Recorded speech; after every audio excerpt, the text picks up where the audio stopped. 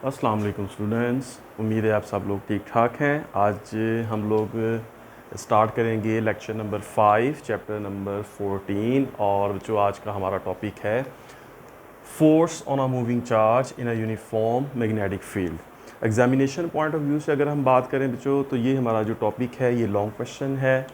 ये एग्जामिनेशंस में different past examinations में ये एज ए लॉन्ग क्वेश्चन आया हुआ है। आप लोगों ने इस क्वेश्चन को एज ए लॉन्ग क्वेश्चन जो है प्रिपेयर करना है। ठीक है बच्चों, इस क्वेश्चन में कुछ शॉर्ट डेफिनेशंस और बहुत अच्छे अच्छे से एमसीक्यूज़ भी हैं जो कि इस लेक्चर के एंड पे मैं आपसे डिस्कस करूँगा। तो बच्चों हम शुरू करते हैं आज का हमारा लॉन्ग क्वेश्चन और हमारा टॉपिक जो है वो मैंने आपके सामने लिखा है। This is force on a moving charge in a uniform magnetic field. अब बच्चों इस चैप्टर में चूँकि हमारे चैप्टर का नाम जो है वो इलेक्ट्रोमैग्नेटिज़्म है, तो मैंने आपको मैग्नेटिज़्म से रिलेटेड जो है वो कुछ बातें लेक्चर नंबर 1 में ही बता दी थी। मैग्नेटिज़्म में हमें एक यूनिफॉर्म मैग्नेटिक फील्ड जो है वो क्रिएट करना पड़ता है और यूनिफॉर्म मैग्नेटिक फील्ड के अंदर फिर कुछ फिनोमिना होता है। जैसा कि पहले टॉपिक में हमने पढ़ा था कि अगर हम किसी कंडक्टर को किसी यूनिफॉर्म मैग्नेटिक फील्ड के अंदर रखते हैं और उस कंडक्टर में से करंट पास करवाते हैं तो उस कंडक्टर के ऊपर एक फोर्स लगती है। ठीक है बच्चों, इसी तरह आज हमारे पास फिर से उससे मिलती जुलती बात है कि एक यूनिफॉर्म मैग्नेटिक फील्ड है और उस यूनिफॉर्म मैग्नेटिक फील्ड में हम एक चार्ज पार्टिकल की मोशन को डिस्कस करने वाले हैं। अगर हम किसी यूनिफॉर्म मैग्नेटिक फील्ड में किसी चार्ज पार्टिकल को मूव कराते हैं, कोई चार्ज पार्टिकल किसी यूनिफॉर्म मैग्नेटिक फील्ड के अंदर मूव करता है तो उस चार्ज पार्टिकल के ऊपर एक फोर्स लगती है, राइट। तो उस फोर्स की मैग्नीट्यूड क्या होगी और उस फोर्स की डायरेक्शन क्या होगी, आज हमारे इस टॉपिक में हम इन्हीं कुछ बातों को डिस्कस करेंगे। ठीक है बच्चों, तो आप लोग इस लेक्चर को शुरू से लेके लास्ट तक मुकम्मल कंप्लीट इस लेक्चर को देखें और अपने पास नोट्स जो है वो ज़रूर रखें। आप इसके नोट्स भी ज़रूर बनाएं, अगरचे कि ये लेक्चर वीडियो फॉर्म में आपके पास मौजूद है, लेकिन फिर भी खुद से इस लेक्चर को सुनकर इसके की पॉइंट्स को लिखना जो है ये एक अच्छी प्रैक्टिस है, जिससे आपको इस लेक्चर के जो की पॉइंट्स हैं वो आसानी से याद रह जाएंगे। ठीक है बच्चों, और जब इस लेक्चर को सुने तो आप लोग अपनी तमाम दूसरी एक्टिविटीज़ जो है उसको स्टॉप कर दें कुछ देर के लिए और मुकम्मल जो है इस लेक्चर को शुरू से एंड तक जो है वो सुने एक ही बार में। ठीक है, और शुरू करते हैं फिर बच्चों हमारा टॉपिक। तो यूनिफॉर्म मैग्नेटिक फील्ड जो है ये बच्चों हम क्रिएट करते हैं दो मैग्नेट्स से, और दो मैग्नेट्स के ऑपोजिट पोल्स जो है वो हम यूज़ करते हैं नॉर्थ एंड साउथ। तो उनके दरमियान जो है वो एक यूनिफॉर्म मैग्नेटिक फील्ड क्रिएट हो जाता है। अब जो मूविंग चार्ज है इसके लिए तीन चीज़ें हैं। चलें इस आज के लेक्चर में यूनिफॉर्म मैग्नेटिक फील्ड मैंने अभी आपको बता दिया। मूविंग चार्ज में ये है बच्चों कि पहले हम इस अपनी डिस्कशन जो है वो करेंगे कि एक चार्ज है जो किसी कंडक्टर के अंदर है और वो चार्ज पार्टिकल उस कंडक्टर में मूव करता है और वो जो कंडक्टर है वो पड़ा हुआ है एक मैग्नेटिक फील्ड के अंदर, तो उस चार्ज पर फोर्स लगेगी, यानी वो चार्ज पार्टिकल जो है वो बाउंड है उस कंडक्टर के अंदर। और लास्ट पे हम इसको जनरलाइज कर देंगे कि ये चार्ज पार्टिकल कोई भी हो सकता है, वो चार्ज पार्टिकल जो किसी कंडक्टर के अंदर है या वो चार्ज पार्टिकल जो किसी कंडक्टर से इंडिपेंडेंट है। और तीसरी चीज़ जो है वो फोर्स है, जो कि मैथमेटिकल एक्सप्रेशन हम एक ड्राइव करेंगे और उस मैथमेटिकल एक्सप्रेशन को ड्राइव करने पर हम इस फोर्स का मैग्नीट्यूड और इस फोर्स की डायरेक्शन जो है दोनों को स्टडी करेंगे। तो जो तीन जो है वो की पॉइंट्स हैं आज के इस लेक्चर के। तो शुरू करते हैं। मैं एक कंडक्टर बनाता हूँ आपके सामने। फ़र्ज़ करें बच्चों ये हमारे पास सिचुएशन कुछ यूँ है कि ये एक कंडक्टर है, राइट। कॉपर है, सिल्वर है, आयरन है, एलुमिनियम है, इस तरह से कोई कंडक्टिंग मटेरियल है और इस कंडक्टर में जो है वो चार्ज पार्टिकल्स मौजूद हैं। लेट्स से इस कंडक्टर को मैं कनेक्ट करता हूँ एक बैटरी के साथ और इस बैटरी में जो कन्वेंशनल फ़्लो होगा करंट का, जब हम इस कंडक्टर को बैटरी के साथ कनेक्ट करेंगे, स्विच ऑन करेंगे तो कन्वेंशनल फ़्लो होगा। और कन्वेंशनल फ़्लो में जो आपको पता है कि जो चार्ज पार्टिकल मूव करता है वो होता है प्लस क्यू, राइट। तो let's say this charge particle is plus q which is moving with velocity v in the direction of conventional flow of current, right. And conventional flow means that is from positive to negative end of the battery. ठीक है, तो मैंने आपसे कहा था कि हमने हर जगह पे कन्वेंशनल फ़्लो लेना है और पॉजिटिव चार्ज लेना है, और जितने भी रूल्स हम बनाएंगे, राइट हैंड रूल्स या दूसरे रूल्स जिसमें डायरेक्शन फाइंड होती है, तो उस सारे में पॉजिटिव चार्ज होगा, राइट, और कन्वेंशनल फ़्लो होगा। ये बात मैंने पहले लेक्चर में आपसे कह दी थी। और यहाँ पे बच्चों एक मैग्नेटिक फील्ड जो है अप्लाई किया है, यानी कि ये जो कंडक्टर है उसमें ये तो सिचुएशन बन गई कि ये जो प्लस क्यू चार्ज है ये मूव कर रहा है वी वेलोसिटी के साथ। इस तरह और बहुत सारे चार्जेस होंगे। अब जो इस कंडक्टर को प्लेस किया गया है एक मैग्नेटिक फील्ड के दरमियान, वो मैग्नेटिक फील्ड जो है वो इस तरह है कि उसकी डायरेक्शन जो है वो अपवर्ड है, जैसे मैं यहाँ पे शो कर रहा हूँ। तो इस मैग्नेटिक फील्ड की डायरेक्शन जो है वो अपवर्ड इस तरह है कि हमने नॉर्थ जो है पोल उस मैग्नेट का वो नीचे रखा होगा और साउथ जो है वो ऊपर रखा होगा। तो इस तरह से जो मैग्नेटिक फील्ड है वो यहाँ पर अप्लाई किया गया है अपवर्ड डायरेक्शन में। इस मैग्नेटिक फील्ड की बी की जो डायरेक्शन है वो अपवर्ड है, ठीक है। ये जो कंडक्टर हमने लिया है, इस कंडक्टर की जो एक लेंथ है, और फ़र्ज़ करते हैं कि इस कंडक्टर की लेंथ L है और इस कंडक्टर का जो एरिया ऑफ क्रॉस सेक्शन है वो A है। तो बच्चों जब ये Q charge plus Q charge इस कंडक्टर में से मूव करेगा, तो आप कह सकते हैं कि ये जो चार्ज है प्लस Q, ये एक मैग्नेटिक फील्ड में से मूव कर रहा है, right. Moving charge in a uniform magnetic field जो है, इसकी जो सिचुएशन है वो आपके सामने इस तरह से मैंने क्रिएट की। चार्ज को मूव कराने के लिए मैंने सोर्स के साथ कनेक्ट किया। सोर्स एक बैटरी है जो कि इस चार्ज को मूव कराएगी। चार्ज का मूव होना ज़रूरी है, ये मस्ट है, ये आप याद रखेंगे। इस टॉपिक के एंड पे ये भी एक पॉइंट होगा कि चार्ज जो है जब किसी मैग्नेटिक फील्ड में मूव करता है तब ही उसके ऊपर फोर्स लगती है। अगर कोई चार्ज मैग्नेटिक फील्ड के अंदर मूव नहीं करता, रेस्ट में हो, तो उस पर फोर्स भी नहीं लगती, ठीक है बच्चों। ये एक पॉइंट होगा जो हम लास्ट पे डिस्कस करेंगे। तो हमारे पास सिचुएशन ये हो गई कि हमारे पास एक क्यू चार्ज है प्लस क्यू, वो कंडक्टर में मूव कर रहा है और उस कंडक्टर को प्लेस किया गया है एक मैग्नेटिक फील्ड के अंदर। तो उस मूविंग चार्ज के ऊपर एक फोर्स लगेगी इस मैग्नेटिक फील्ड की तरफ से। That force we are going to find. तो हमारा टॉपिक बन गया force on a moving charge in a uniform magnetic field. तो जब भी हम बात करते हैं किसी वेक्टर क्वांटिटी की, तो वेक्टर क्वांटिटी में हमेशा जो है हम कंसर्न होते हैं कि उस वेक्टर क्वांटिटी का मैग्नीट्यूड फाइंड करें और उस वेक्टर क्वांटिटी की डायरेक्शन फाइंड करें। तो आप देखेंगे इस टॉपिक में भी हम फोर्स का मैग्नीट्यूड भी फाइंड करेंगे और इस फोर्स की जो डायरेक्शन है वो भी फाइंड करेंगे, ठीक है बच्चों।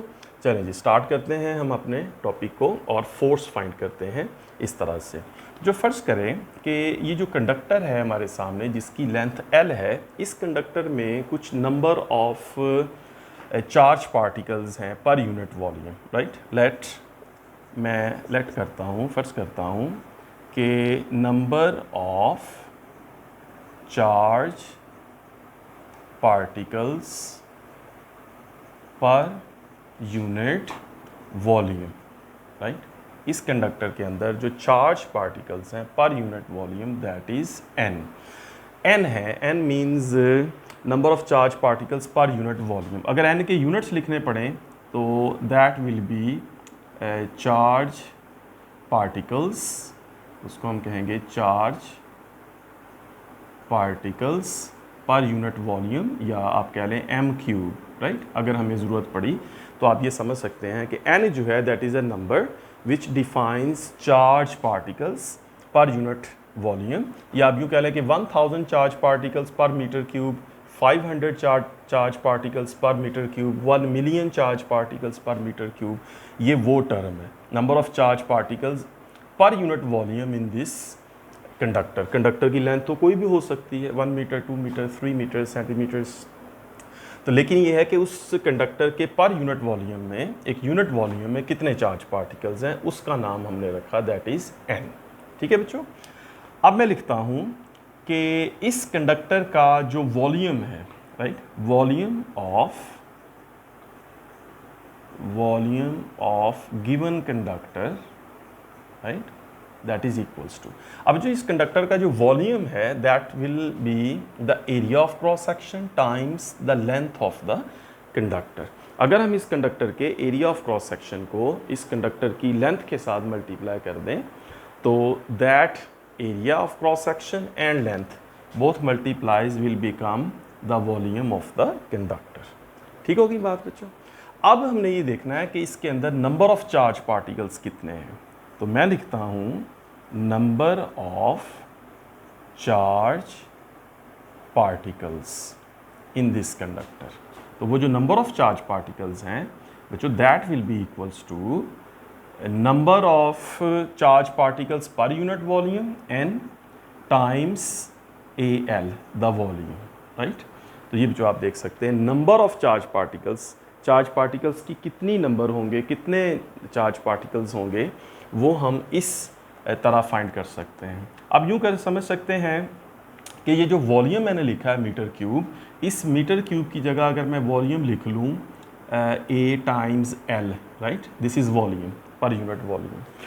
तो आप इस n को जब AL से मल्टीप्लाई करेंगे, राइट, तो ये जो n है लेट्स से यहाँ पे एक्सप्लेन करने के लिए कि ये जो n है that is actually charge particles, right, total charge particles divided by volume per unit volume multiplies volume, right.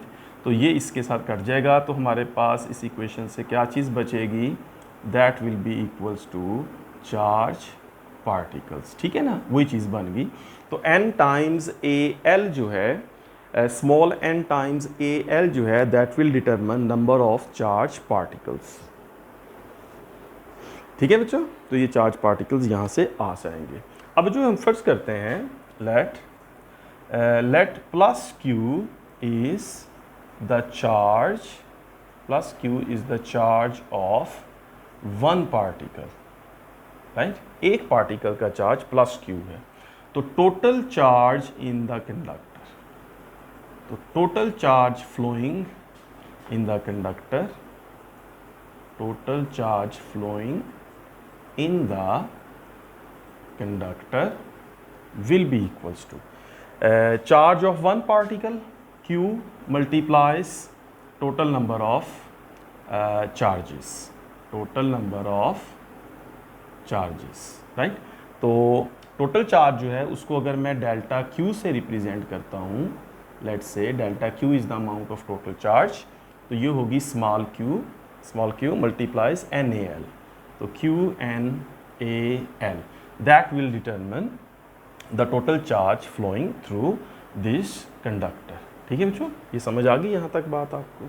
अभी मैंने ये टोटल चार्ज जो है वो डिटरमिन किया है कि इस कंडक्टर में कितना फ्लो कर रहा होगा।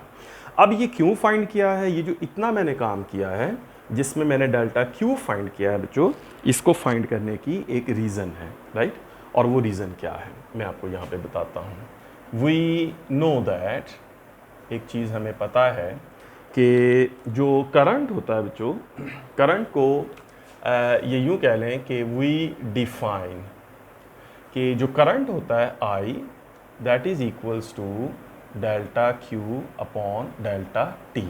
ये इक्वेशन हमें पता है चैप्टर नंबर 13 से कि किसी भी कंडक्टर में जो करंट होता है, जो करंट का फ्लो होता है, या जो हम करंट को डिफाइन करते हैं, वो जो करंट होता है actually that is flow of charge.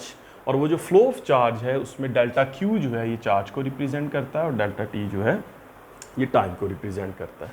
अब यहाँ पे वापस आ जाए बच्चों इस फिगर में, तो इस फिगर में ये जो डेल्टा Q चार्ज है वो इस कंडक्टर के एक एंड से, ये इस कंडक्टर का एक एंड है और ये इस कंडक्टर का दूसरा एंड है, right, other and, one and, this is other and. अब डेल्टा Q चार्ज इस कंडक्टर के एक एंड से दूसरे एंड की तरफ मूव करेगा, ठीक है, और कितने टाइम में मूव करेगा, that time will be delta T। तो यहाँ पर इस इक्वेशन में एक तो हम ये वाली वैल्यू लगा देंगे, डेल्टा Q की वैल्यू लगा देंगे, रिप्लेस कर देंगे, ठीक है, और दूसरा डेल्टा T की वैल्यू लगाएंगे इस तरह से कि जो यहाँ पे जो I होगा that will be equals to QNaL upon delta T। Delta T जो वो टाइम है जो इसको एक एंड से दूसरे एंड की तरफ जाने में लगा, और ये जो डेल्टा T होगा that will be equals to L upon V, right. ये किस तरह से आया, देखिए बच्चों आप लोग जानते हैं डिस्टेंस जो है वो इक्वल होता है स्पीड मल्टीप्लाइज टाइम। अब इस चार्ज ने डेल्टा क्यू ने जब इस कंडक्टर के एक एंड से दूसरे एंड पे जाना है तो कितना डिस्टेंस कवर करना है l, और कितनी स्पीड के साथ इस डिस्टेंस को कवर करना है v, और उसको कितना टाइम लगा है, दैट इज़ डेल्टा t। ठीक है बच्चों। तो अब यहाँ से अगर मैं डेल्टा t फाइंड करूँ तो यहाँ से जो डेल्टा t होगा that will B l upon v। तो इस डेल्टा t की वैल्यू को इसलिए मैंने यहाँ पे l upon v, l over v लिखा। ठीक है, समझ आ गई बात की। अब देखें बच्चों यहाँ पे ये जो l है वो इस l से कैंसिल होगा और v ऊपर चला जाएगा, तो हमारे पास यहाँ पे जो I होगा, करंट होगा, that will be equals to QNA times V। ये बच्चों हमारे पास टोटल करंट है I जो कि इस कंडक्टर के अंदर फ्लो कर रहा है। ठीक है बच्चों, तो यहाँ तक अभी हमने मैथमेटिक्स जो है इसकी वो डिस्कस की है। याद रखें कि हमारा जो टारगेट है, जो चीज़ हम अल्टीमेटली हमने जिस पॉइंट पे पहुंचना है, जिस डिस्कशन पे पहुंचना है, वो हमारा पॉइंट है फोर्स। तो फ़िलहाल अभी मैं एक्सप्रेशन को जो है वो बना रहा हूँ कि वो फोर्स की तरफ अभी हम जाते हैं। तो बच्चों इसके स्टेप 1 में या इसके पार्ट 1 में इस क्वेश्चन को याद रखने के हवाले से, जो इस क्वेश्चन का पार्ट 1 है या फर्स्ट स्टेप है, उसमें आपने डेल्टा क्यू फाइंड किया है, राइट। यहाँ तक आप एक स्टेप याद रख लें कि हमने डेल्टा क्यू बनाना है, और उसके बाद जो इस डेल्टा क्यू की वैल्यू को इस आई में यूज़ करके आप ये याद रख लें कि हमने वहाँ से आई बनाना है। ये दूसरा स्टेप बना लें आप लोग याद रखने के लिए। अब यहाँ से आगे हम तीसरा स्टेप बना लेते हैं। ठीक है, वो क्या है वो भी मैं आपसे डिस्कस करता हूँ। देखिए बच्चों, हमारा जो लेक्चर 1 है, लेक्चर 2 जो है हमारा, बेसिकली लेक्चर 2 जो है उसकी वीडियो आप देख सकते हैं, चैप्टर नंबर 14 लेक्चर नंबर 2। वो जो लेक्चर था बच्चों, उस लेक्चर में हमने पढ़ा था force on a conductor, force on a current carrying conductor in a uniform magnetic field. ठीक है बच्चों, अगर आप लोगों ने अभी तक ये वाला लेक्चर नहीं देखा तो आप लोग इसको पहले, ये वाला लेक्चर जो है लेक्चर नंबर 2 चैप्टर 14, इसको आप देख लें ताकि आपको ये क्लियर हो जाए। इस लेक्चर में हमने क्या पढ़ा था कि अगर किसी मैग्नेटिक फील्ड को अगर किसी कंडक्टर को किसी यूनिफॉर्म मैग्नेटिक फील्ड के अंदर प्लेस किया जाए तो उस कंडक्टर के ऊपर फोर्स लगती है। ठीक है ना, conductor placed in a uniform magnetic field. तो ये हमने डिटेल में पढ़ा था। तो वही सारी सिचुएशन यहाँ पे जो है वो बनी हुई है हमारे पास कि ये एक कंडक्टर है जिसकी लेंथ L है और उसको बैटरी से कनेक्ट किया है, जिसकी वजह से उसके अंदर एक करंट का फ्लो होगा, और जो उस करंट के जो फ्लो होगा उस करंट का, वो जो कंडक्टर है वो पड़ा हुआ है मैग्नेटिक फील्ड के अंदर। तो करंट भी फ्लो कर रहा है और कंडक्टर भी मैग्नेटिक फील्ड के अंदर पड़ा हुआ है, तो इसका मतलब है कि फिर इस कंडक्टर के ऊपर एक फोर्स एक्ट करेगी, right. That force F is equals to I times L cross B। ये एक्सप्रेशन जो है मैथमेटिकल एक्सप्रेशन हमने बनाया था। ये F क्या है? ये फोर्स है जो उस कंडक्टर पे एक्ट करती है, जिसमें से I करंट पास कर रहा है, उस कंडक्टर की लेंथ L है और उसको एक मैग्नेटिक फील्ड के अंदर रखा हुआ है, जिस मैग्नेटिक फील्ड की स्ट्रेंथ B है। ठीक होगी बात बच्चों। अब हम यहाँ पे ये पॉइंट अरेज करेंगे, पॉइंट बनाएंगे कि जब किसी कंडक्टर के ऊपर एक फोर्स लगती है, जब उस कंडक्टर को मैग्नेटिक फील्ड के अंदर रखा जाता है या ये वाली सिचुएशन बन जाती है, तो उस कंडक्टर के ऊपर एक फोर्स लगती है, तो एक्चुअली उस कंडक्टर के में मौजूद तमाम चार्ज पार्टिकल उस फोर्स को एक्सपीरियंस करते हैं। ठीक है, मतलब कि उस कंडक्टर के ऊपर जो फोर्स लग रही है, that force is actually acting on the charge particle inside the conductor. ठीक होगी बात। तो जो चार्जेस का जो फ्लो होता है उसी को हम करंट कहते हैं। अब जब इस कंडक्टर के अंदर करंट फ्लो करेगा तो करंट का फ्लो होगा तभी तो इस कंडक्टर के ऊपर फोर्स लगेगी। तो इसका मतलब है कि बिल्कुल ये जो इक्वेशन है वो हम यहाँ पे यूज़ कर सकते हैं कि फोर्स लग रही है कंडक्टर्स के ऊपर और वो फोर्स एक्चुअली लग रही है on the charges due to motion of charges on the charges, right. तो जो मैं यहाँ पे लिखता हूँ वी नो दैट, यानी कि we already have the concept कि force acting on a current carrying conductor placed in a uniform magnetic field is, ये जो फोर्स होती है जो किसी यूनिफॉर्म मैग्नेटिक फील्ड में रखे हुए कंडक्टर के ऊपर लगती है, वो फोर्स यूँ होती है, that force is F, that is equals to I times L cross B। ठीक है जी, तो ये इक्वेशन हमें ऑलरेडी मौजूद पता है। अब जो इस इक्वेशन में ये जो I है, ये जो करंट I है दैट मीन्स करंट, ये वो करंट है जो इस कंडक्टर में फ़्लो कर रहा है। और आपने देखा कि हमने अपने इस लेक्चर के शुरू वाले पार्ट में आई का ये एक्सप्रेशन बनाकर रख लिया था।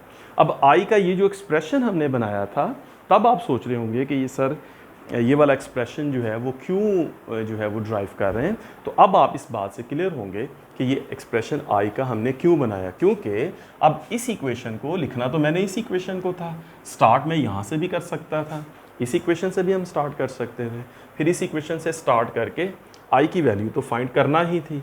तो पहले मैंने आई की वैल्यू फाइंड की, अब इस आई की वैल्यू को इसमें हम सब्स्टिट्यूट कर देते हैं। ठीक है, तो मैं यहाँ लिखता हूँ replacing the value of I, right, from equation 2। तो 2 इक्वेशन से हम इसको रिप्लेस करते हैं। तो जो हमारे पास जो f होगा that will be equals to I is actually QNAV times L cross B। तो ये जो हमारे पास एक नया एक्सप्रेशन बन गया जिसमें I की वैल्यू मैंने चेंज करके लिख दी Q times N times A times V। ठीक है जी, चले आगे चलते हैं। अब जो ये जो सारा एक्सप्रेशन है QNAV, ये सारा एक्सप्रेशन जो है ये स्केलर है, एक नंबर है, और अंदर जो है वो दोनों वेक्टर्स हैं L क्रॉस B। तो हम इस स्केलर को मल्टीप्लाई करेंगे अंदर, हम इसको L के साथ भी मल्टीप्लाई कर सकते हैं, हम इस सारे एक्सप्रेशन को B के साथ भी मल्टीप्लाई कर सकते हैं। ठीक होगी ना बात। तो मैं इसको यूँ भी लिख सकता हूँ, F जो है that is equals to QNAV times L cross B vector. तो हम चाहें तो इस तरह से भी लिख सकते हैं, ठीक है ना। अब अगर हमारे पास एक वेक्टर लिखा है F vector that is equals to 2 times A cross B, तो बच्चों हम इसको यूँ भी लिख सकते हैं 2A क्रॉस B, या इसको यूँ भी लिख सकते हैं A क्रॉस 2B। 2 को आप किसी के साथ भी लिख दें, किसी एक के साथ लिख दें, 2 को किसी एक के साथ लिखना है, क्योंकि ये क्रॉस है, ये प्लस नहीं है, ये याद रखें। डिस्ट्रीब्यूटिव लॉ यहाँ पे नहीं अप्लाई होगा, आपने उसके साथ कंफ्यूज नहीं होना कि ये दोनों के साथ मल्टीप्लाई होगा, तो वो नहीं आपने कंफ्यूज होना, ये किसी एक के साथ जो है वो मल्टीप्लाई होगा।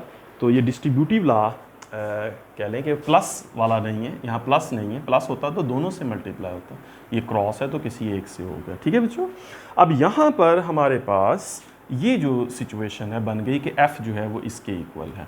अब जो यहाँ पर ये जो फैक्टर है v टाइम्स l, मैं इसको यहाँ से जो है वो बाहर निकालता हूँ और इस पे थोड़ी सी डिस्कशन आपके साथ करता हूँ, और इसका मतलब है कि इस इक्वेशन को हम यहाँ पे थोड़ी देर रोक देते हैं और ये इक्वेशन नंबर 3 कह देते हैं इसको। अब जो यहाँ पे जो v इंटू एल वैक्टर है, इसको मैं आपसे डिस्कस करता हूँ। देखिए मुझे ये जो v टाइम्स एल वैक्टर है, इसमें v मैग्नीट्यूड है और l जो है ये वेक्टर इस तरह से है कि this is length of conductor in the direction of current. तो मुझे याद रखें जो लेंथ है, कुछ बच्चे सोच रहे होंगे कि ये जो लेंथ है वो तो स्केलर होती है, लेकिन यहाँ पर l जो है या लेंथ ऑफ कंडक्टर वो हमने वेक्टर ली हुई है। तो इसमें सेंस ये है कि जो लेंथ ऑफ कंडक्टर तो हमने ली है l, लेकिन ये लेंथ हमने ली है along the direction of current. तो जो डायरेक्शन ऑफ करंट है वही इस l की डायरेक्शन, तो इस वजह से ये जो l होता है ये वेक्टर बन जाता है। जब किसी स्केलर के साथ एक डायरेक्शन लग जाती है तो वो एक वेक्टर क्वांटिटी बन जाती है। तो यहाँ पर जो L है वो तो स्केलर ही है जो कि इसकी लेंथ है, लेकिन चूंकि वो लेंथ ली है along the direction of current, अब डायरेक्शन ऑफ करंट तो फिक्स्ड है कि ये कन्वेंशनल है और इस सिचुएशन में ये इस तरफ को है, तो इसलिए जब direction of length of conductor in the direction of current तो फिर वो वेक्टर साइन के साथ आ जाती है। अब यहाँ पे जो v इंटू एल वैक्टर है तो मैं लिख सकता हूँ कि ये जो L वैक्टर है this is actually v into L times L unit vector. किसी भी वेक्टर को हम उसके मैग्नीट्यूड और उसकी डायरेक्शन में रिप्रेजेंट कर सकते हैं। तो यहाँ पर मैंने बच्चों L वैक्टर को उसके मैग्नीट्यूड और उसकी डायरेक्शन में लिख दिया, यानी L vector is actually L magnitude, ये इस L का मैग्नीट्यूड और ये उसकी डायरेक्शन।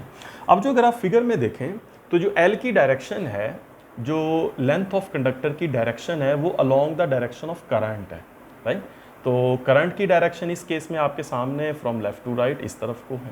अब चार्जेस भी मूव कर रहे हैं, अब चार्ज का जो फ्लो है वो in the direction of current ही है, राइट। ये जो v होगा जो कि स्पीड होगी चार्ज q की, ये वही होगी जो करंट की डायरेक्शन में होगी।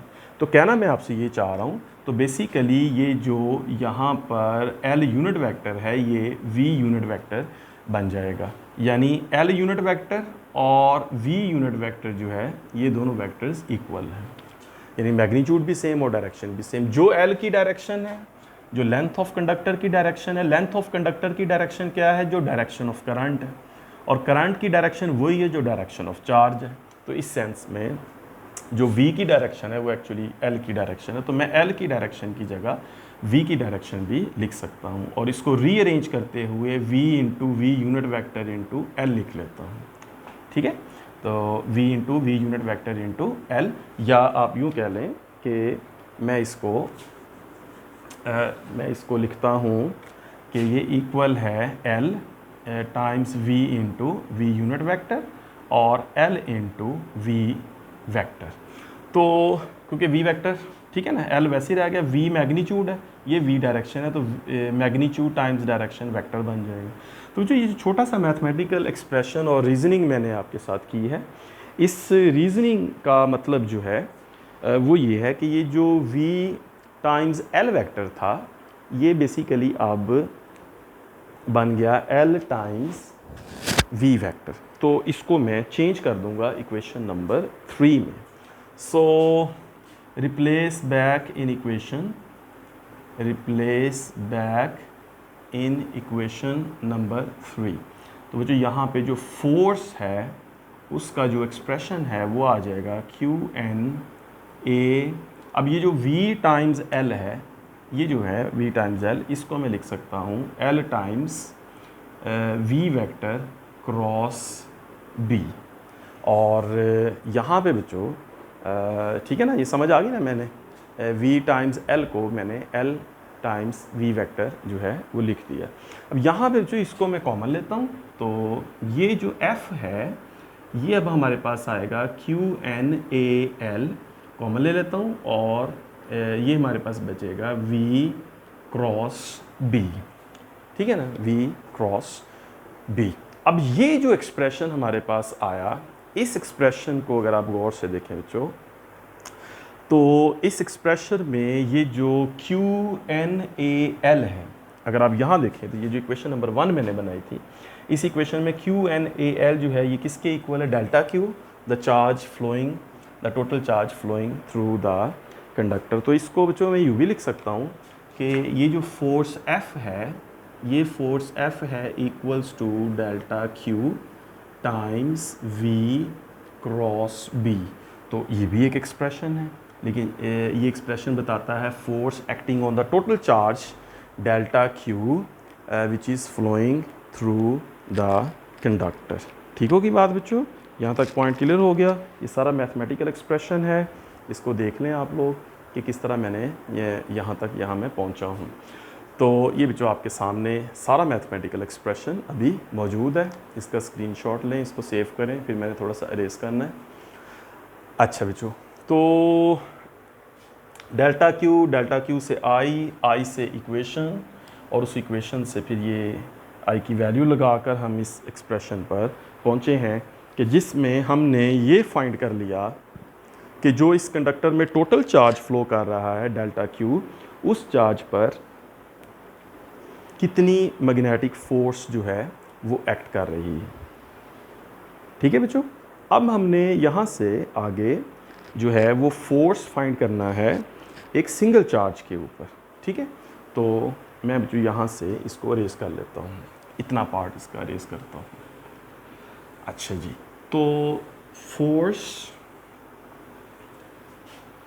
ऑन अ सिंगल पार्टिकल, अब मैं लिखता हूँ force acting on a single charge particle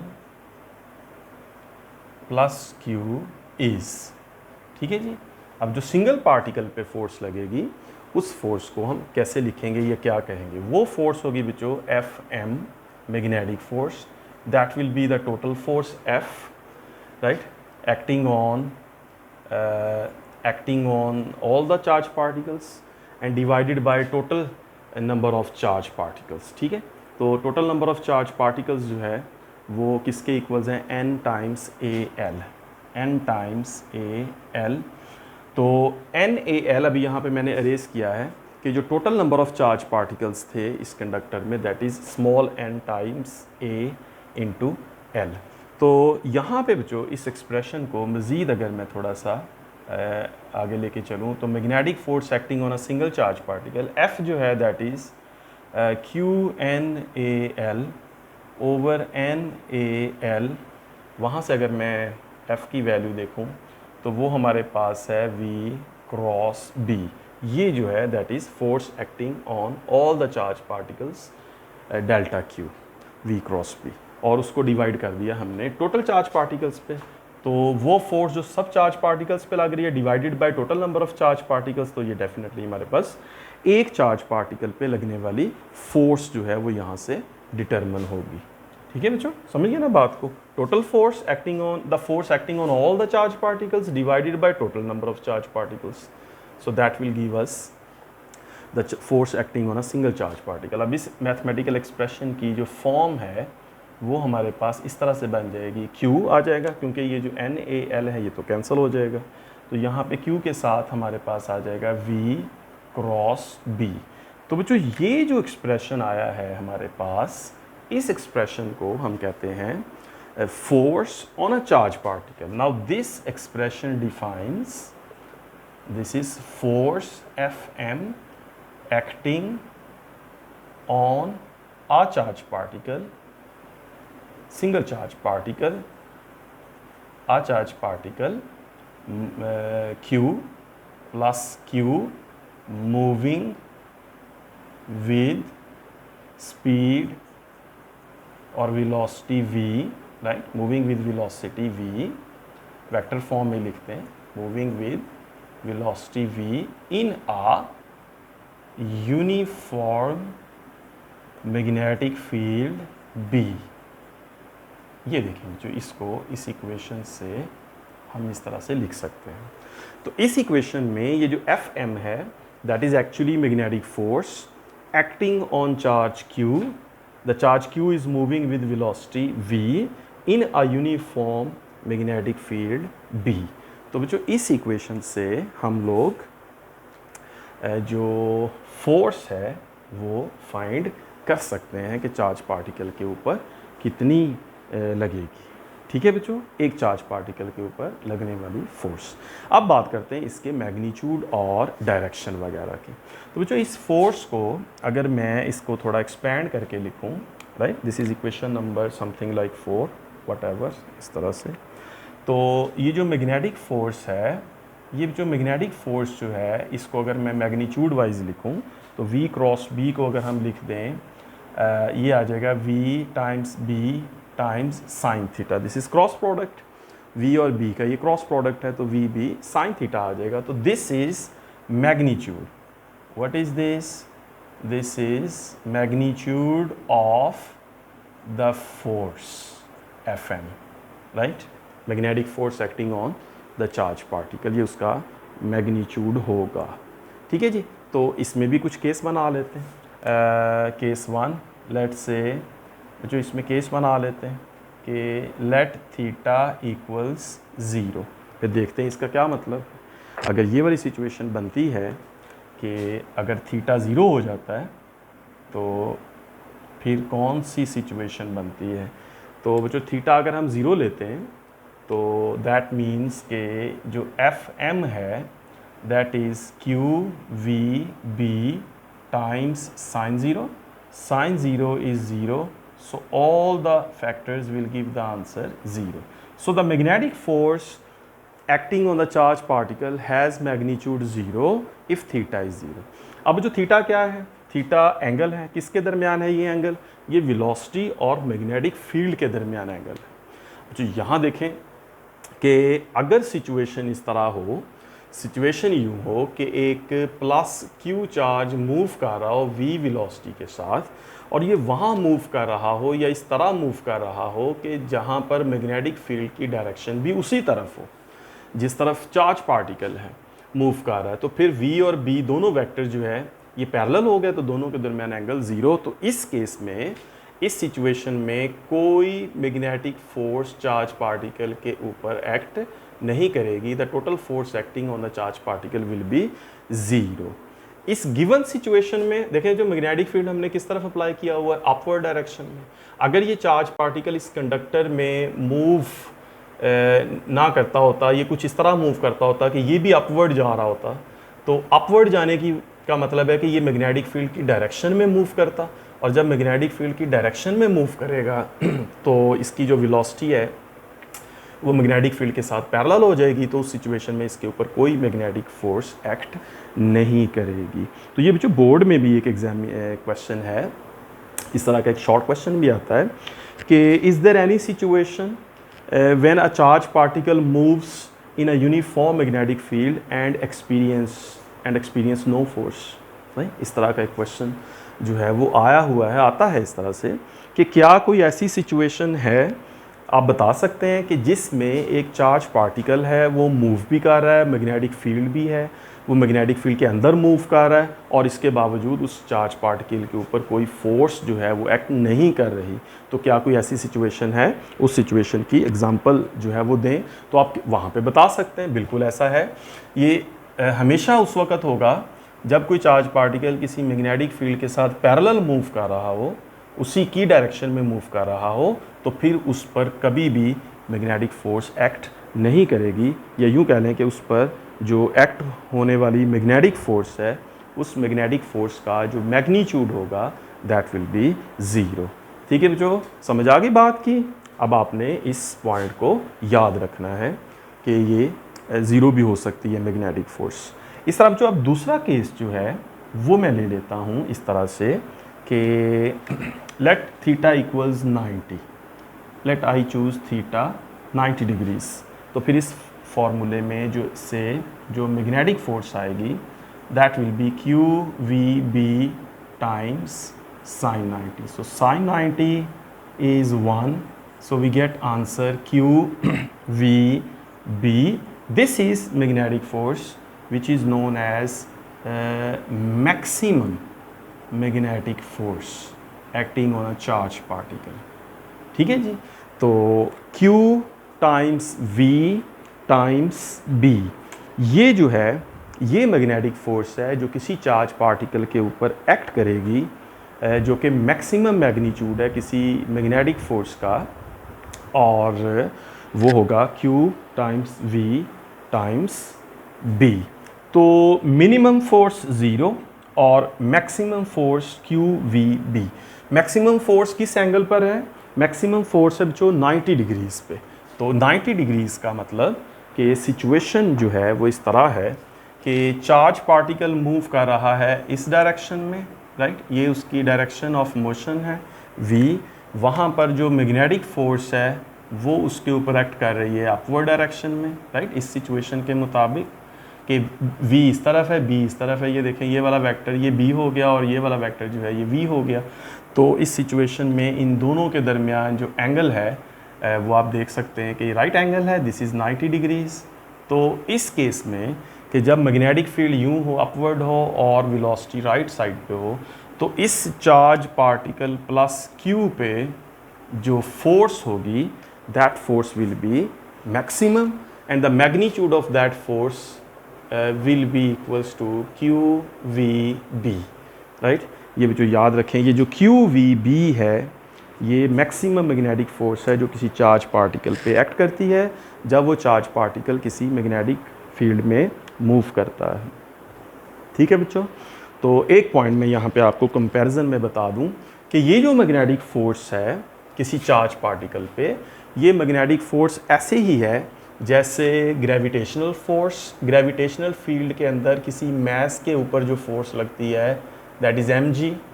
gravitational field है, मैस है तो उसके ऊपर mg। इलेक्ट्रिक फील्ड है Fe, इलेक्ट्रिक फील्ड, तो उसके ऊपर जो फोर्स लगती है दैट इज़ Eq, राइट। और बिल्कुल इसी तरह से जो Fm है that is magnetic force that is equals to QVB। ये जो है ना, ये मैजिक बॉक्स, ये आप याद रखें, ये मैजिक बॉक्स जो है ये आपको बहुत ज़्यादा हेल्प करेगा, आपको हेल्पफुल होगा आपके लिए एक कंपैरिजन के हवाले से। Gravitational force is mg, electric force, gravitational field, electric field, magnetic field. Gravitational field के अंदर मैस, इलेक्ट्रिक फील्ड के अंदर चार्ज, मैग्नेटिक फील्ड के अंदर भी चार्ज, राइट। लेकिन इन तीनों में यहाँ पर मैग्नेटिक फील्ड के अंदर एक एक्स्ट्रा चीज़ जो है, द डिफरेंस इज़ v, कि मैग्नेटिक फील्ड के अंदर किसी चार्ज पार्टिकल पे जो फोर्स लगेगी वो सिर्फ उस वक्त लगेगी जब v आएगा, v वाला फैक्टर आएगा। ग्रेविटेशनल में ये नहीं है। ग्रेविटेशनल में अगर कोई मैस रेस्ट में है तब भी उस पर ग्रेविटेशनल फोर्स एक्ट कर रही है।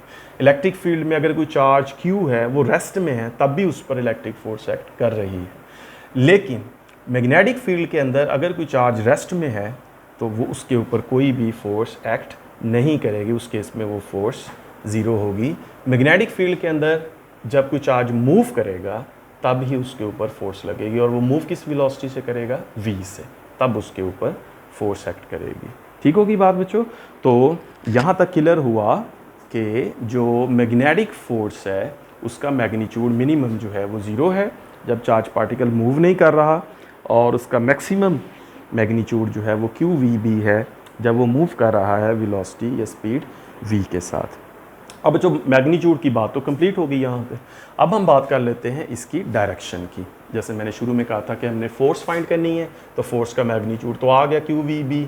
तो अब इस फोर्स की जो डायरेक्शन है वो भी मैं आपको बता देता हूँ कि किस तरह से फाइंड करनी है। ठीक है बच्चों, तो डायरेक्शन फाइंड करने के लिए जो है वो हम आ जाते हैं यहाँ पर, इस हिस्से में इसको डिस्कस करते हैं। ओके जी, बाकी का लिखा रहने देते हैं और ये वाला अरेज कर लेते हैं। तो बच्चों डायरेक्शन जो है उसकी अगर मैं बात करूं तो direction of magnetic force Fm, right. तो इस गिवन सिचुएशन के मुताबिक हमारे पास जो इक्वेशन है वो है बच्चों F that is equals Q times V cross B। अब अगर मैंने V इस तरफ लिया है तो Q जो है ये बच्चों किस तरफ होगा, इस तरफ होगा, सॉरी B जो है that is in upward direction. Charge Q तो यहाँ पे है at any instant of its motion, किसी भी पॉइंट पर उसकी जो वेलोसिटी है वो इस तरफ है, मैग्नेटिक फील्ड इस तरफ है। अब देखिए मुझे ये जो है ना ये V क्रॉस B है। V cross B means this is cross product या वेक्टर प्रोडक्ट जो है, दिस इज़ क्रॉस प्रोडक्ट और vector product of two vectors, one is V the other one is B। ठीक है बच्चों, समझ आ गई बात की। तो दो वेक्टर प्रोडक्ट हो तो किस तरह से वेक्टर प्रोडक्ट फाइंड करते हैं, राइट हैंड रूल यूज़ करते हैं। Rotate your fingers from first vector to second vector through smaller angle theta. अब ये जो दोनों वेक्टर्स हैं उनको हमने प्लेस किया, दोनों की टेल्स को एक पॉइंट पे इकट्ठा किया। अब हम राइट हैंड रूल से हम फाइंड कर सकते हैं कि rotate your fingers from first vector to second vector. First vector is V, the second vector is B। तो मैं अपनी फिंगर्स को फर्स्ट से सेकंड वेक्टर की तरफ रोटेट करता हूँ और इस तरह रोटेट करता हूँ कि जो थंब है that is erect, right, perpendicular to my fist. ठीक है, तो मेरे हाथ के साथ तो इस तरह रखना है। तो V क्रॉस B जब मैं करता हूँ, V से B की तरफ जो है वो रोटेट करता हूँ फिंगर्स को, तो थंब देखें किस तरफ आ रहा है, that is pointing outward out of the plane. तो इसका मतलब है कि जो फोर्स यहाँ पर एक्ट करेगी, जो मैग्नेटिक फोर्स एक्ट करेगी that will be out of the plane, that will act out of the plane. ये आप देख सकते हैं इस गिवन सिचुएशन के मुताबिक ये सिंबल है आउट ऑफ प्लेन की, डॉट लगा देते हैं। तो इस केस में v क्रॉस b करें तो अब चूँकि वाइट बोर्ड के ऊपर बाहर की तरफ तो लाइन नहीं ड्रॉ होगी, तो बता तो मैं यही रहा हूँ कि जब v क्रॉस b करेंगे तो वेक्टर बाहर की तरफ होगा, शो करेंगे तो इस तरह से हम इसको शो कर सकते हैं। तो magnetic force will act out of the plane. तो बच्चों ये जो मैग्नेटिक फोर्स होगी, ये जो मैग्नेटिक फोर्स है जिसका हमने ये एक्सप्रेशन बनाया है, इस मैग्नेटिक फोर्स का जो मैग्नीट्यूड है वो QVB है, और जो डायरेक्शन है वो पर्टिकुलर वो हमेशा राइट हैंड रूल से फाइंड होगी, कोई पर्टिकुलर डायरेक्शन नहीं, हमेशा के लिए हम कह दें कि ये इस तरफ ही होगी। इट डिपेंड्स के गिवन सिचुएशन में v किस तरफ है और गिवन सिचुएशन में b किस तरफ है। अगर v इस तरफ है, b इस तरफ है, तो फोर्स ये होगी। अगर मैं इसको चेंज कर दूं इस सिचुएशन को, लेट्स से कि अगर मैं v इस तरफ कर दूं, v की डायरेक्शन इस तरफ कर दूं और b की डायरेक्शन अभी भी जो है वो अपवर्ड ही रखूं, तो आप देख सकते हैं कि अब अगर मैं v क्रॉस b करता हूं, अगर मैं v क्रॉस b करूं, इस तरफ आ जाता हूं, और अगर मैं v क्रॉस b करूं, ये देखें यहाँ से अगर मैं v क्रॉस b करूं, अपनी फिंगर्स को रोटेट करूं फर्स्ट वेक्टर से सेकंड वेक्टर की तरफ, तो ये v है, तो v से b की तरफ रोटेट करूं तो मेरा थंब जो है वो किस तरफ है, इनटू द प्लेन, राइट।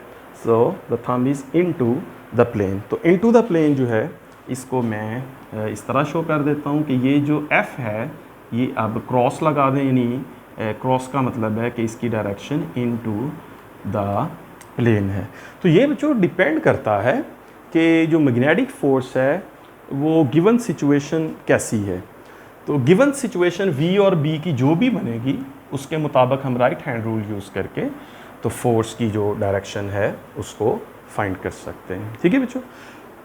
अच्छा, अब अगर कुछ बच्चे इससे कन्वीनियंट हैं इस रूल से तो इस तरह ठीक है, उनको समझ आ गई, लेकिन इससे भी बेहतर एक और है, वो हम extended right hand rule use करते हैं, right. Golden right hand rule जो है वो यूज़ करते हैं, दैट इज़ बेटर। और वो बच्चों क्या है वो भी मैं आपको बताता हूँ, और कोशिश करें इससे आप लोग जो है वो ज़्यादा जो है वो इसको ज़्यादा मतलब इसी को अगर रेफरेंस बना लें डायरेक्शन फाइंड करने के लिए तो ये ज़्यादा अच्छा है, इससे आपको ज़्यादा जो है वो फ़ायदा होगा। v क्रॉस b भी कर सकते हैं। देखिए बच्चों दूसरा एक्सटेंडेड ये है कि हम अपने राइट हैंड को इस तरह यूज़ करें कि हमारी जो फिंगर्स हैं ये b की तरफ जाएं, राइट। और फिंगर्स अगर हमारी b की तरफ जाती हैं और थंब जो है ये v की तरफ जाता है तो फोर्स की डायरेक्शन पाम की डायरेक्शन में होगी, right. This is my right hand. जब भी हम किसी चीज़ को पुश करते हैं, फोर्स लगाते हैं, तो पाम की तरफ फोर्स लगाते हैं। ये भी एक आइडिया है, इसको जेहन में आप रख लें, ठीक है ना। आपने पुश करना है तो we always push things like this in the direction of palm. तो ये b जो है वो इस तरफ है, v जो है वो इस तरफ है, तो फोर्स किस तरफ होएगी, किस तरफ होगी, बाहर की तरफ, आउट ऑफ द प्लेन। और ये देखें out of the plane already इस जो रोटेशन है, राइट हैंड रोटेशन करके हम जो फाइंड करते हैं उससे भी वही डायरेक्शन आ रही है, और ये जो अभी मैंने बताया एक्सटेंडेड उससे भी वही आ रही है। इस सिचुएशन में बच्चों ये चीज़ बन जाती है ये चीज़ बन जाएगी ये जो b जो है वो अपवर्ड डायरेक्शन में, v जो है वो लेफ्ट डायरेक्शन में। तो आप देखें अब फोर्स की डायरेक्शन किस तरफ होगी, पुश कर दें इसको, राइट, इनटू द प्लेन होगी, और वही डायरेक्शन जो हमने अभी राइट हैंड रूल से फाइंड की। ठीक है बच्चों। तो this is the way to find direction of magnetic force in a given situation. इस सिचुएशन में ये जो कंडक्टर के अंदर मूव कर रहा है, ये चार्ज कंडक्टर के अंदर है, तो जब कंडक्टर के अंदर मूव करेगा तो ये देखें, फिर मैं राइट हैंड रूल यूज़ करता हूँ, तो v जो है वो इस डायरेक्शन में कंडक्टर के अलोंग, b जो है वो अपवर्ड है, तो फोर्स किस तरफ लगेगी, आउट ऑफ द प्लेन। तो इस कंडक्टर में जो चार्ज पार्टिकल्स हैं बेसिकली उनके ऊपर जो फोर्स लग रही है that is out of the plane.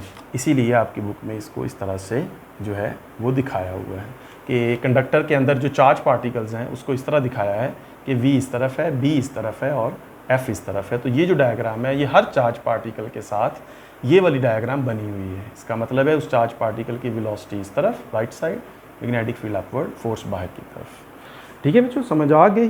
तो मैग्नेटिक फोर्स जो है उसको गिवन सिचुएशन में उसका मैग्नीट्यूड और उसकी डायरेक्शन को फाइंड किया जाएगा। ठीक है, एक दो और एग्जांपल्स देख लेते हैं, ठीक है ना, प्रैक्टिस के लिए जो है एक और देख लेते हैं। फर्स्ट करें बच्चों, यहाँ पे मैं लिखता हूँ कि आप लोग सोचें इसको इस तरह से कि एक मैग्नेटिक फील्ड है, एग्ज़ाम्पल है, राइट। ये एक एग्ज़ाम्पल आपके साथ प्रैक्टिस के लिए फ़र्ज़ करें बच्चों, ये एक मैग्नेटिक फील्ड है और इस मैग्नेटिक फील्ड की जो डायरेक्शन है वो है इनटू द प्लेन, ठीक है।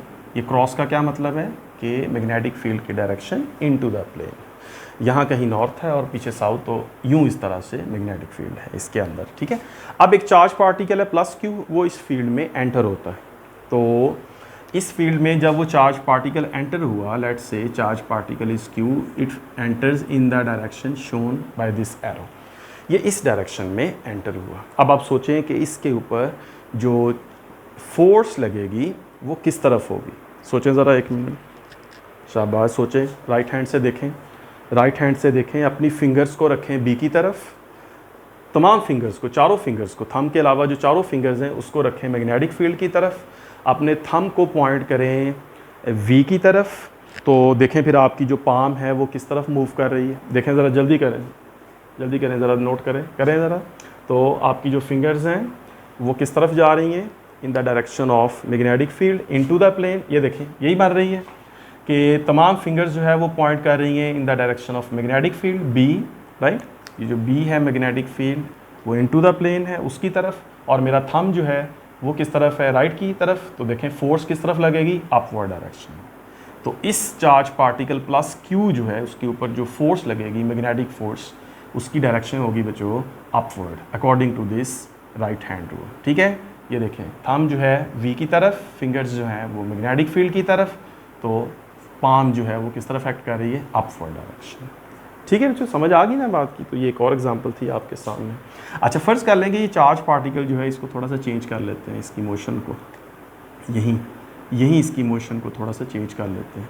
फ़र्ज़ करें बच्चों कि ये चार्ज पार्टिकल जो है वो इस तरफ से आ रहा है, इस चार्ज पार्टिकल की जो मोशन है वो यूँ हुई है, अब उसकी जो वी है वो इस तरह है। अब बताएं फोर्स की डायरेक्शन किस तरफ होगी, करें, लगाएं राइट हैंड रूल, शाबाश, लगाएं राइट हैंड रूल, और राइट हैंड रूल लगा के देखें किस तरफ बन रही है फोर्स की डायरेक्शन, फोर्स की डायरेक्शन किस तरफ बनेगी, राइट हैंड रूल, शाबाश, गुड, ओके, सही सोच रहे हैं आप लोग कि अब सिचुएशन यूँ है कि तमाम फिंगर्स मेरी जो हैं वो मैग्नेटिक फील्ड की तरफ जा रही हैं और जो वेलोसिटी है वो इस तरफ है, तो फोर्स किस तरफ लगेगी, डाउनवर्ड। तो ये जो चार्ज पार्टिकल है ये किस तरफ मूव करेगा, डाउनवर्ड डायरेक्शन में, इस तरफ आ जाएगा। और जब इधर से ये charge particle plus Q enter हुआ था तो ये किस तरफ मूव करेगा, अपवर्ड। तो according to right hand rule तो सिचुएशन जो है वो ये बनेगी कि अगर इस तरफ से मूव कर रहा है तो अपवर्ड फोर्स लगेगी, इधर से मूव कर रहा है तो डाउनवर्ड फोर्स लगेगी। तो इस तरह से सिचुएशन जो है वो हमारे सामने है। चलें एक और एग्जांपल लेते हैं, और उस एग्जांपल में एग्जांपल 2 उसमें आउट ऑफ द प्लेन ले लेते हैं। फ़र्ज़ करें कि एक मैग्नेटिक फील्ड है और वो जो मैग्नेटिक फील्ड है उस मैग्नेटिक फील्ड की जो डायरेक्शन है that is out of the plane, बाहर की तरफ है। अब आपकी फिंगर्स बाहर की तरफ आएंगी, ठीक है बच्चों। तो ये मैग्नेटिक फील्ड है और इस मैग्नेटिक फील्ड की डायरेक्शन बाहर की तरफ है। तो ये लें जी, ये एक चार्ज है प्लस क्यू, इस चार्ज ने इस फील्ड में एंटर होना है वी स्पीड के साथ, वी वेलोसिटी के साथ। लगाएं जी राइट हैंड रूल, बताएं जी क्या रूल कहाँ बनेगी, क्या डायरेक्शन बनेगी इसकी, गुड। देखें जी, राइट हैंड रूल के मुताबिक यहाँ पर जो मैग्नेटिक फोर्स की डायरेक्शन है वो किस तरफ को आएगी, ठीक है। फिंगर्स किस तरफ रखनी है, बी की तरफ। बी क्या है, मैग्नेटिक फील्ड।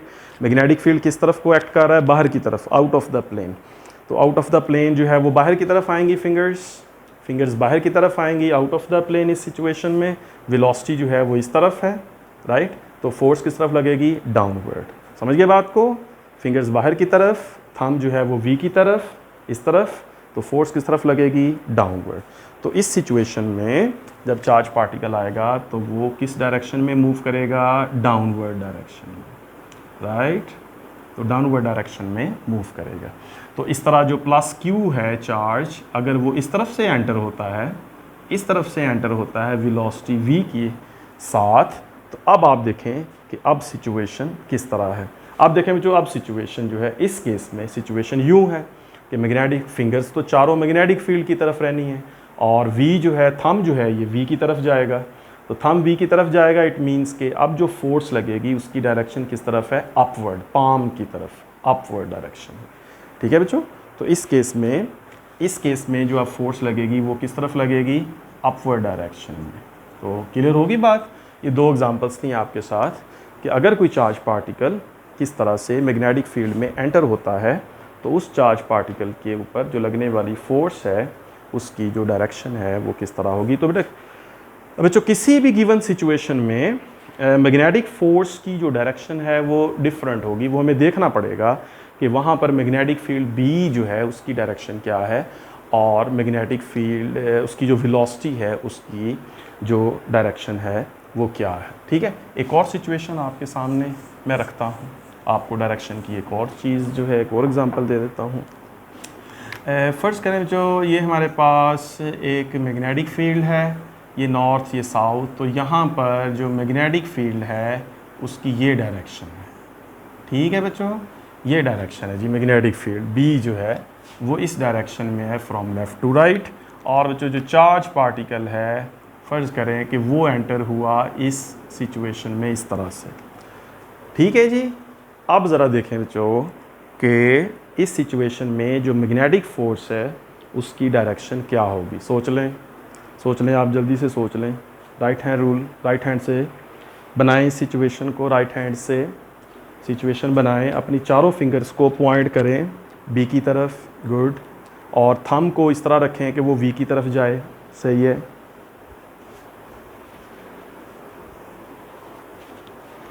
ठीक है, अब देखें किस तरफ बन रही है फोर्स की डायरेक्शन, यहाँ किस तरफ बन रही है, ये देखें, ये सिचुएशन बन गई। मेरी चारों फिंगर्स जो हैं वो किस तरफ है, मैग्नेटिक फील्ड की तरफ, और थंब जो है वो किस तरफ है, वी की तरफ। तो फोर्स जो है वो किस तरफ लग रही है, इनटू द प्लेन।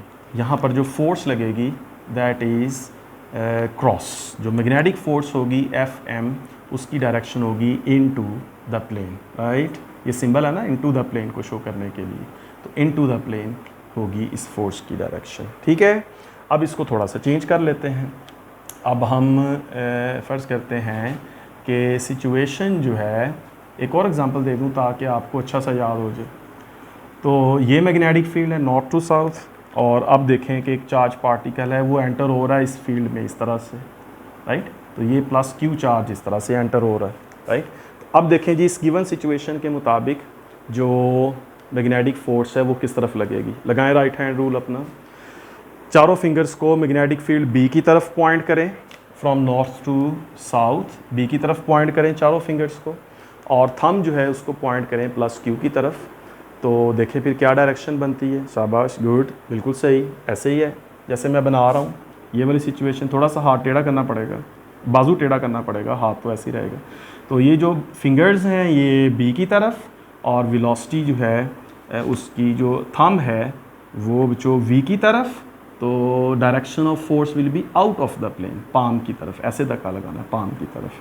तो यहाँ पर इस सिचुएशन में जो मैग्नेटिक फोर्स होगी that will point out of the plane. ठीक है बच्चों, that will point out of the plane. ये दो एग्जांपल्स अभी आपके सामने और मैंने डिस्कस कर ली। ठीक है जी, तो आप बच्चों मुझे उम्मीद है कि आपको मैग्नेटिक फोर्स की जो डायरेक्शन है उसको फाइंड करने में कोई प्रॉब्लम नहीं आएगी। राइट हैंड रूल आपकी हमेशा हेल्प करेगा। फिंगर्स किस तरफ रखनी है, बी लिख लें यहाँ पे बड़ा सा बी, और थंब जो है वो किस तरफ, वी, इसके ऊपर वी लिख लें। तो पाम की डायरेक्शन में फोर्स यूँ होगा तो इस तरफ, यूँ होगा तो इस तरफ, यूँ होगा तो इस तरफ, यूँ होगा तो इस तरफ। तो ये सिचुएशन मैग्नेटिक फोर्स की बनेगी। ठीक है बच्चों, पॉइंट क्लियर हो गया। चलें जी, अब आगे चलते हैं। अब एक बड़ा अच्छा सा पॉइंट है जो आपने नोट करना है, पेन निकालें और इसको जल्दी से नोट कर लें। पॉइंट क्या है, पॉइंट ये है कि जो आपने अभी राइट हैंड रूल पढ़ा है, ये राइट हैंड रूल जो है वो सिर्फ अभी आपने लगाना है प्लस पे, प्लस क्यू के लिए है ये ओनली, अभी जो आपने पढ़ा है। ठीक है, समझे आप। कौन सा चार्ज मूव करेगा, plus Q, plus Q positive, positive charge है। अगर वो चार्ज पॉजिटिव है तो ही ये वाला रूल इस तरह से लगेगा। ठीक है, ये सारा रूल जो भी आपने समझा है ये सारा रूल जो आपने समझा है ये सिर्फ किस चार्ज के लिए? पॉजिटिव। मैग्नेटिक फील्ड में कौन सा चार्ज एंटर होगा? पॉजिटिव। प्लस क्यू है, जो भी मैग्नीट्यूड है लेकिन प्लस है, तो फिर ये सारा रूल जो भी मैंने 1 2 3 4 एग्जांपल्स दी या जितना भी अभी आपको बताया, ये जो फॉर्मूला बनाया, ये सारा रूल जो है वो किसके लिए है? सिर्फ और सिर्फ प्लस क्यू के लिए। अभी आप इतना याद रखें, ठीक होगी बात? क्लियर होगी बात? अब मुझे पता है आप क्या सोच रहे हैं। आप ये सोच रहे हैं कि अगर चार्ज नेगेटिव हो जाए, इलेक्ट्रॉन्स हो जाए, तो क्या करेंगे? वो अब मैं आपको बताता हूँ उसका रूल क्या है। समझ गए बात को? चलें जी, अब वापस आ जाए इस एग्जांपल पे और इमेजिन करें कि ये चार्ज प्लस क्यू नहीं बल्कि नेगेटिव क्यू है। ठीक है, अब देखें, अब हमने राइट हैंड रूल को किस तरह से यूज़ करना है। अच्छा, जो लगाना तो अब भी राइट हैंड रूल है। अब ये चार्ज क्या है? नेगेटिव। ओके, पहले वाली सारी बातें सेव कर लें, वो सारी बातें किसके लिए हैं? पॉजिटिव चार्ज के लिए। अब मैं आपको फ़र्क बता दूं छोटा सा, कि अगर पॉजिटिव चार्ज की बजाय नेगेटिव चार्ज हो जाए तो फिर उसके ऊपर लगने वाली मैग्नेटिक फोर्स की जो डायरेक्शन है वो किस तरह से फाइंड होगी। तो रेडी हैं आप? ओके जी, फिर से अब ये चार्ज जो है, अब ये चार्ज जो है वो प्लस क्यू नहीं बल्कि ये चार्ज क्या है? नेगेटिव क्यू है। तो बच्चों, नेगेटिव क्यू के केस में इसकी जो डायरेक्शन होगी वो हमारे राइट हैंड रूल के मुताबिक ऑपोजिट टू पाम हो जाएगी। ठीक है, क्या वर्ड कहा मैंने? कि रहना तो राइट हैंड रूल है, यानी राइट हैंड रूल किस तरह से कि फिंगर्स अभी भी रिप्रेजेंट करेंगी मैग्नेटिक फील्ड को, थंब अभी भी रिप्रेजेंट करेगा इस नेगेटिव चार्ज की डायरेक्शन को, लेकिन अब जो फोर्स की डायरेक्शन है वो अब पाम की तरफ नहीं आएगी बल्कि ऑपोजिट टू पाम हो जाएगी नेगेटिव के केस में। समझ आ गई बात की? फिर से एक दफ़ा देखें कि अगर नेगेटिव चार्ज हो जाए तो फिर राइट हैंड रूल किस तरह लगेगा? फिंगर्स अभी भी मैग्नेटिक फील्ड की डायरेक्शन में, थंब जो है वो अभी भी वी की डायरेक्शन में, लेकिन जो फोर्स होगी वो अब पाम की तरफ नहीं होगी बल्कि ऑपोजिट टू पाम होगी। समझ गए बात को? तो इस केस में कि अगर मैग्नेटिक फील्ड जो है वो इनटू द प्लेन है और वी इस तरफ है, तो इस नेगेटिव चार्ज के केस में ये जो फोर्स होगी वो किस तरफ को एक्ट करेगी? डाउनवर्ड। ये किस तरफ को एक्ट करेगी? डाउनवर्ड। अगर ये नेगेटिव चार्ज है तो फिर ये किस तरफ को एक्ट करेगी? डाउनवर्ड। अगर ये पॉजिटिव है तो फिर किस तरफ को एक्ट करेगी? अगर ये प्लस क्यू है तो ये किस तरफ को एक्ट करेगी? अपवर्ड। ठीक है, यहीं से समझ लें आप दोनों बातें। देखिए, राइट हैंड रूल, अगर पॉजिटिव चार्ज है तो फिंगर्स बी की तरफ, थंब वी की तरफ, तो फोर्स किस तरफ? पाम की तरफ, अपवर्ड। अगर नेगेटिव चार्ज है तो फिंगर्स वही बी की तरफ, चार्ज की स्पीड या वेलोसिटी वी थंब की तरफ, लेकिन अब फोर्स किस तरफ हो जाएगी? Opposite to palm, downward direction. तो पॉजिटिव है तो अपवर्ड जाएगा, नेगेटिव है तो डाउनवर्ड जाएगा। बिल्कुल इसी तरह बच्चों, इस तरफ से अगर नेगेटिव चार्ज हो गया, अगर ये नेगेटिव चार्ज हो गया तो राइट हैंड रूल के मुताबिक अब इस नेगेटिव चार्ज पे जो फोर्स लगेगी नेगेटिव चार्ज पे, वो फोर्स लगेगी इस डायरेक्शन में, और वो फोर्स किस तरफ हो गई? अपवर्ड हो गई। अगर ये पॉजिटिव होता तो किस तरफ फोर्स लगती? अगर ये पॉजिटिव होता तो यूँ रूल लगेगा, magnetic field into the plane, और वी जो है वो इस तरफ। पॉजिटिव होता तो डाउनवर्ड लगती, राइट, और नेगेटिव है तो ऑपोजिट टू पाम किस तरफ लगेगी? इस तरफ, अपवर्ड लगेगी। सिचुएशन समझ आ गई ना आपको? क्लियर है आप बात? बिल्कुल इसी तरह से यहाँ पे देख लें आप लोग कि अगर इस प्लस क्यू की बजाय ये नेगेटिव क्यू होता तो इस सिचुएशन में हमारे पास जो है नेगेटिव के केस में ये आउट ऑफ द प्लेन है मैग्नेटिक फील्ड, और फोर्स जो है उसकी जो out of the plane magnetic field है, चार्ज इस तरफ मूव कर रहा है। अगर ये पॉजिटिव होता तो किस तरफ जाता? अपवर्ड, लेकिन नेगेटिव है तो अब ये किस तरफ जाएगा? Downward, opposite to palm. तो नेगेटिव के केस में ये चार्ज पार्टिकल किस तरफ मूव करेगा?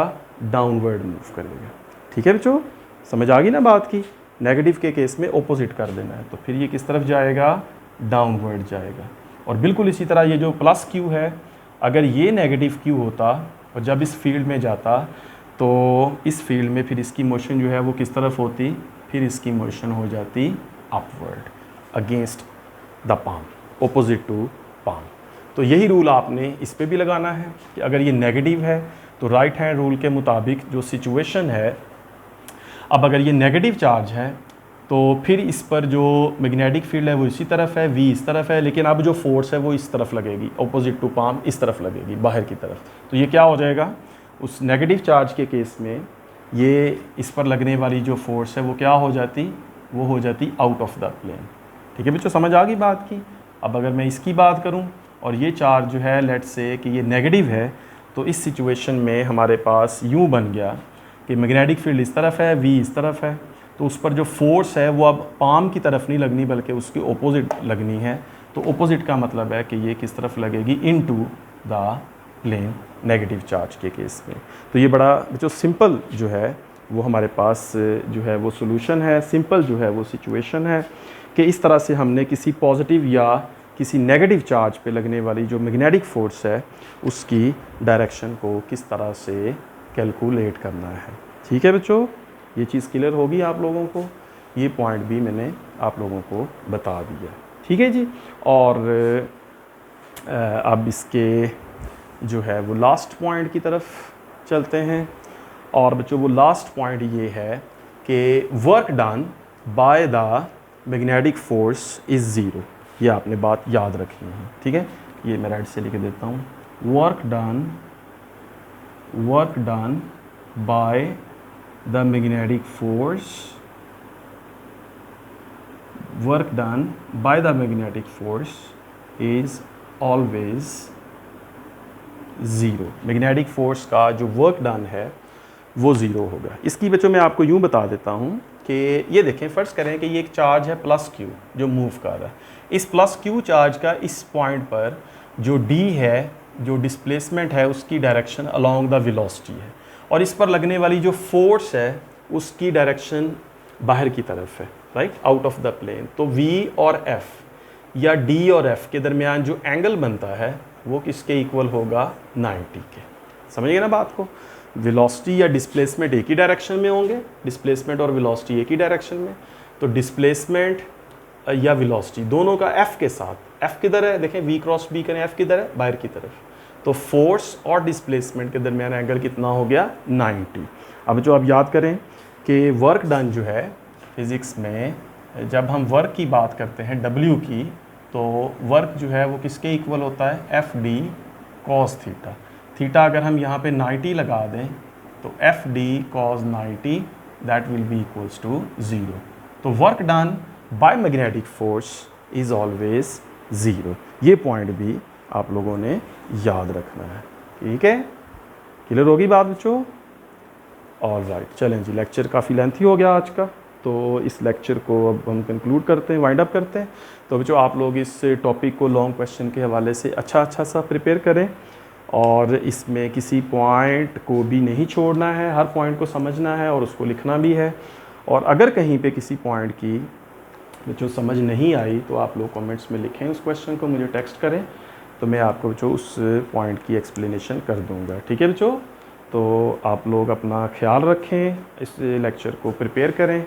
ठीक है जी, ओके जी, अल्लाह हाफिज़, टेक केयर।